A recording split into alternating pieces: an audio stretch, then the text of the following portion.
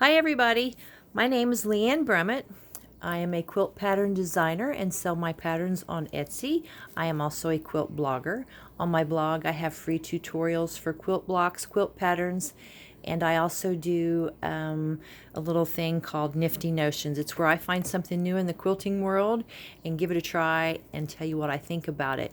These are all unpaid reviews. I do, however, have a code with the Purple Hobbies company to get you a certain amount off in your shopping cart, but I'll give you that a little bit later in the video. I chose to stay non-affiliated. That way I feel like it keeps me a little bit more honest. So I paid for this out of my pocket. It was not given to me. Anyway, Purple Hobbies is a great new little company. All her stuff is what do they call it? 3D printed. So she designs them, prints them out, and sells them all on her own. I've done several reviews of her products in the last year. This one really intrigued me, the binding wheel, because normally I throw my binding down between my feet when I'm putting it on a quilt. It's on the floor, and she suggests that you put this on the floor, but I'm going to try it setting off to the side of my machine and see how well it goes. If it doesn't work out, well then we'll try it between our feet, but that's what we're going to do today. Okay, the first thing I'm going to do is to fan fold my binding. Before we do that, my binding is 2.5 inches wide by width of fabric, and I've got 6 strips on this, but it says in the instructions that this binding wheel can hold up to enough binding for a king size quilt. But I'm going to fan fold it just to make it easier to feed into this thing. Alright, so fan folding is nothing more than folding your fabric in big long strips like this. It's pretty easy. I've also got my binding starched. I starch all my fabrics just because it helps reduce fraying, and when I'm piecing quilts it helps to my accuracy with piecing.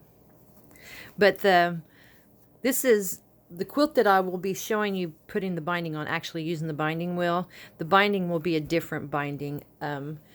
I wanted a smaller binding, and honestly I did this video before and it just didn't come out good, so the binding was already on the quilt when I started editing the video, so I said I'll just do a fake binding. It's not fake, it's real binding, but it's not going to be on the quilt. I'm going to show you later. Okay, so what we need to do is to start adding it, and there's instructions on how to do that. We won't read through it, I'm just going to show you what it says. So we're going to go up underneath that bottom leg, and what this does is you can see that there's this little area right here. It helps it go on straight. That's all it does. She also says that you can use any size binding, and the one that I've used on my quilt that you'll see in a little bit is 1 3/4 inch wide, folded in half. All right, so we've got it on there. Went through that little hole. You probably couldn't see that, so I'll bring it up a little closer. There's a little slit, and I have to get it at a really weird angle so you can see it. Did I get both of them in there? Oops.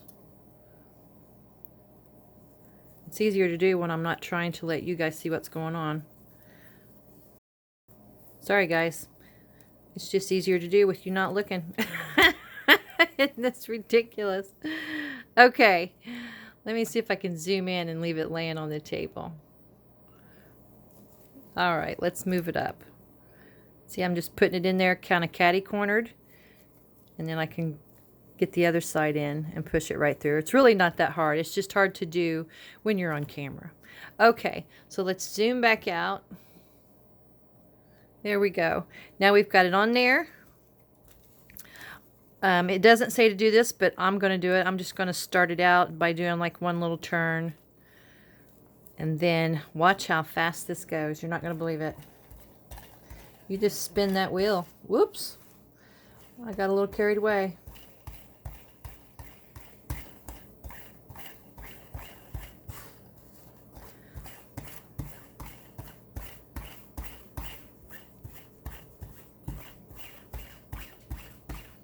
All right, we're at the very end. That was 6 width of fabric binding strips. So now we can head over to the sewing machine. I forgot to mention that if you're like me and you've got really big hands and it's hard to get it down in there because that's kind of tedious, this little wheel does come apart. Just pull up on this side. You see how it's not attached at all.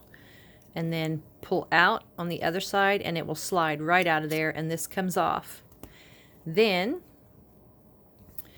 you can make sure you put your fabric up underneath here and just pull it way up. You know, go ahead and see, I've got it underneath there. Put it in the slot. Add the wheel back on. It's really simple. And then put in the side that's got this little, I'm going to call it, see there? It's a little nipple. Put it in there first and then lay it down in there like that.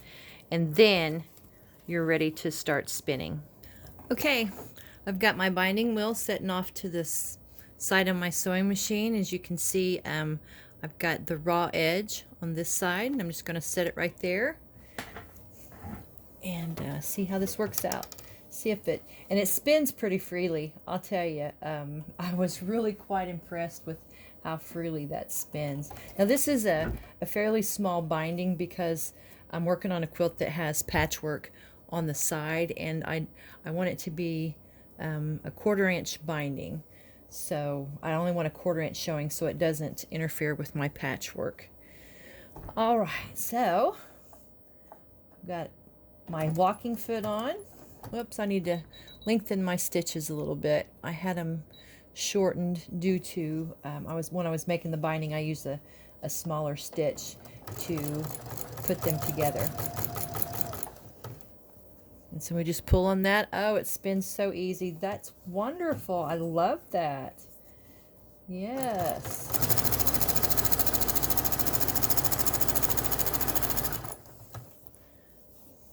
Okay. Let's see.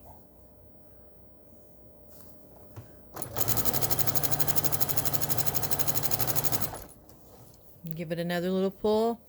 Yep, guys, this is a winner. I absolutely love it already. I can tell you that. So I'm going to go ahead and finish binding my quilt. Again, this is by Purple Hobbies Company, and if you use the code Podunk Pretties in the at checkout, you'll get 20% off this or any other product that they have in their store. Thanks for watching the video. Bye. Oh, wait a minute before I go. Here's one of the really great things that Purple Hobbies make, and inside here is a used rotary cutter blade, and this is for cutting your threads. You know, when you're chain piecing and you cut it. Let's see if I've got some thread over here we can cut. Oh, I've got a needle over here. This works out awesome. I've got a piece of thread here. Anyway, this is a used rotary cutter blade. You can put it in there by taking it apart right here. There's really great instructions with this when you get it. It's called the blade saver. So you just go like that and it cuts the thread. And should that get dull, you just take it and turn it and you've got another blade. I think there's 5. 1, 2, 3, 4, 5. 5 areas. And you know, should it wear out more, you can just move this blade over. But these are great gifts to give. The really great thing too is this opens up. You can stick that in there and the magnets hold it together and you're good to travel. Take it to your quilt retreats. Isn't that cool? And you just pop it open. The magnets snap back. Put your blade cutter in there and you're ready to go. All right, that's it.